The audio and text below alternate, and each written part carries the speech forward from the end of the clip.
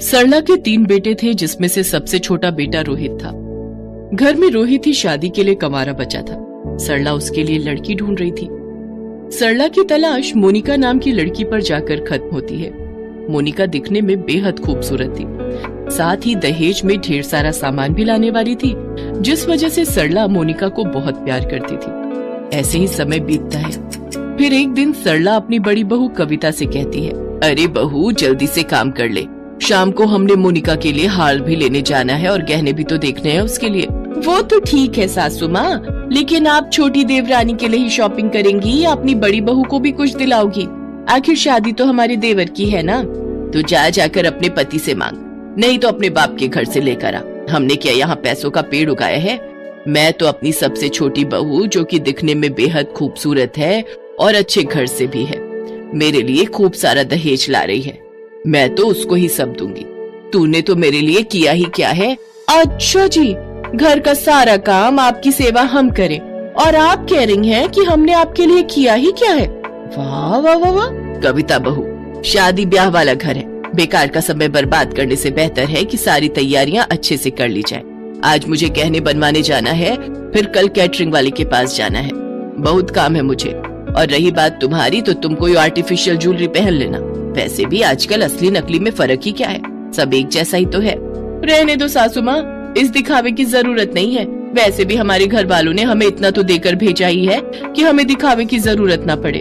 जरूरत नहीं है तो फिर मांग क्यों रही है? और मैं तो वैसे भी कह रही हूँ कि जो भी तुम्हारे पास है पहन लेना। चल अब देर मत कर और मेरे साथ सुनार की दुकान पर चल। थोड़ी देर बाद दोनों सास बहू सुनार की दुकान पर जाकर खरीदारी करने लगती हैं।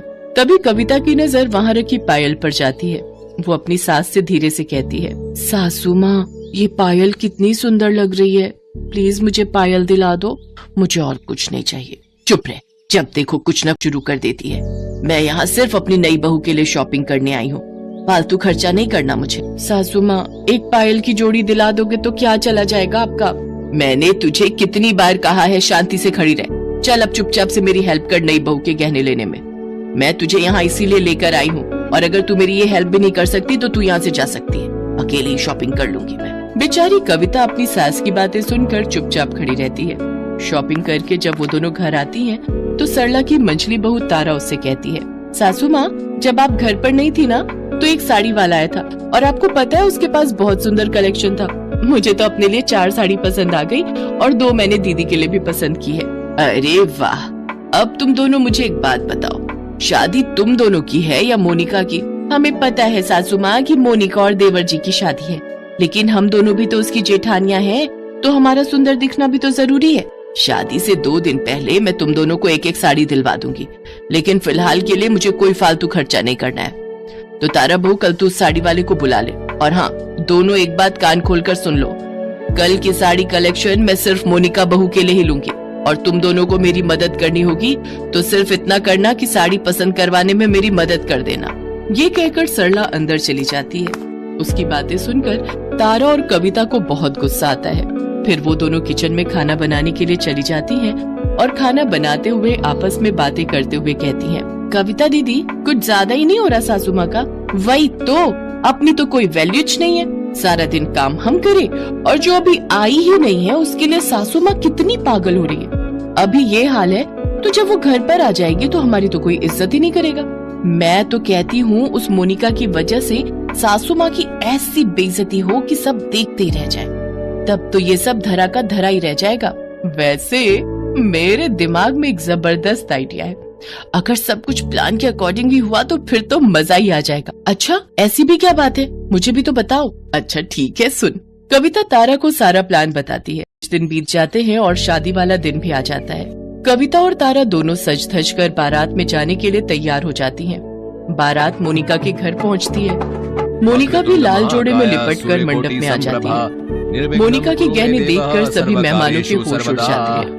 सरला ने बहुत ही भारी भरकम जेवर अपनी सबसे छोटी बहू के लिए बनवाए थे, लेकिन कविता और तारा को ये देखकर बहुत जलन होती है और आखिरकार मोनिका और रोहित की शादी हो जाती है। मोनिका शादी करके अपने ससुराल आती है तो सरला कहती है, ये है मेरी मोनिका बहू, जो दिखने में मेरी दोनों बहुओं से ज्यादा खूबसूरत है और शादी में जो गहने मैंने दिए हैं वो तो इसकी खूबसूरती पर 4 चांद लगा रहे थे।